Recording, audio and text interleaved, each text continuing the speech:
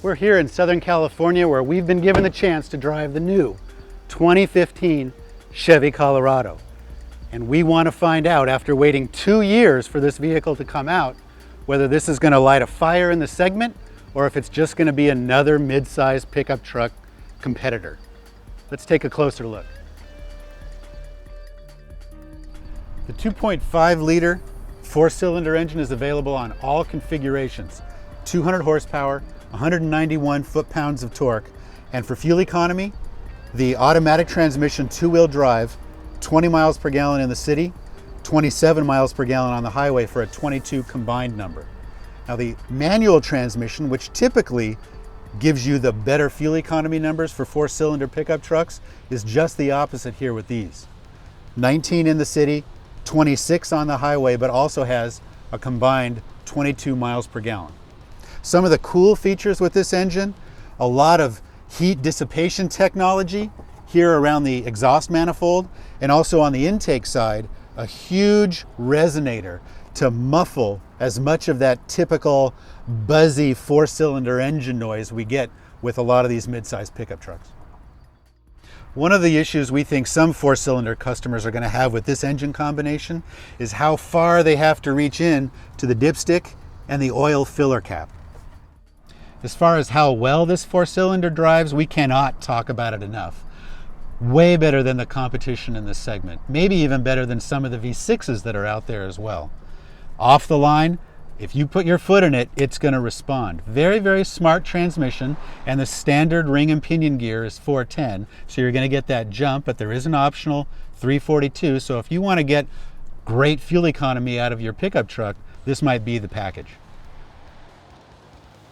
It's pretty easy to visually distinguish between the V6 and the straight 4-cylinder engines. On the V6, big, huge plastic covering to help dissipate heat better and also protect people inside the cab from any random engine noises. There's no big, huge resonator like there is on the 4-cylinder engine, but the engine itself is still mounted back in the engine compartment so that the center line is over the front wheels for better ride and handling. One of the things that we do like better on the V6 than the 4-cylinder, it's quite a bit easier to get to the dipstick and the oil filler cap. Our driving impressions behind the wheel of the V6, very impressive. In fact, this has got to be the segment leader from now on, mainly because of the refinement. Refinement is the key word with this new truck.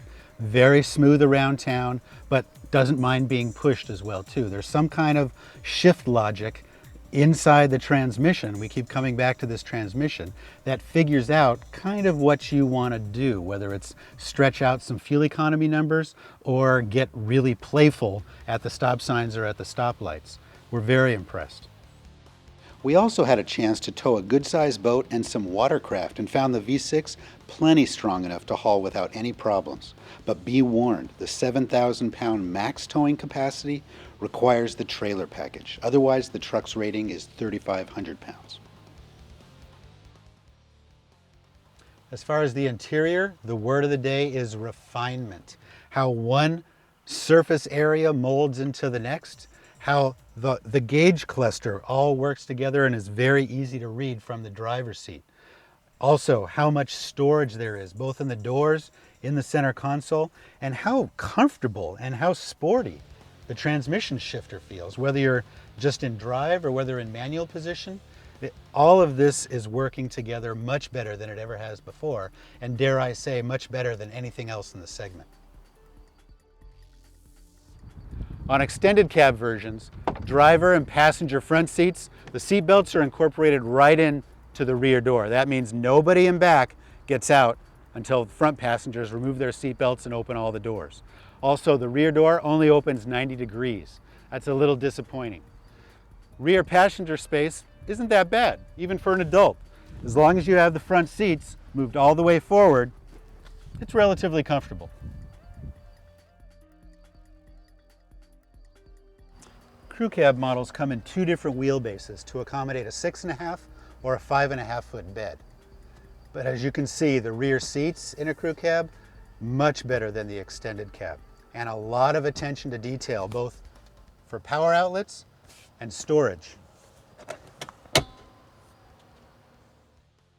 One thing that everybody interested in pickup trucks will appreciate about this truck is that Chevy engineers have stuffed everything they learned about the Chevy Silverado half-ton pickup bed technology into this smaller truck, not the least of which the soft drop tailgate, the corner bed step, and 17 different locations around the bed for tie downs.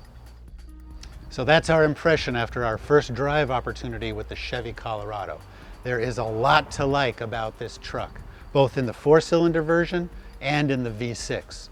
Very impressive truck, but let's be honest, the bar is not set very high in this segment. In fact, for any of the competitors, nothing significant has been done for almost 10 years. Maybe this is the push, these are the products that are needed in order to generate a little excitement and get a little investment from the other mid-size pickup truck players. So for right now, 4 different trim levels: base, work truck, LT, and Z71, ranging in price from $21,000 on up to $35,000.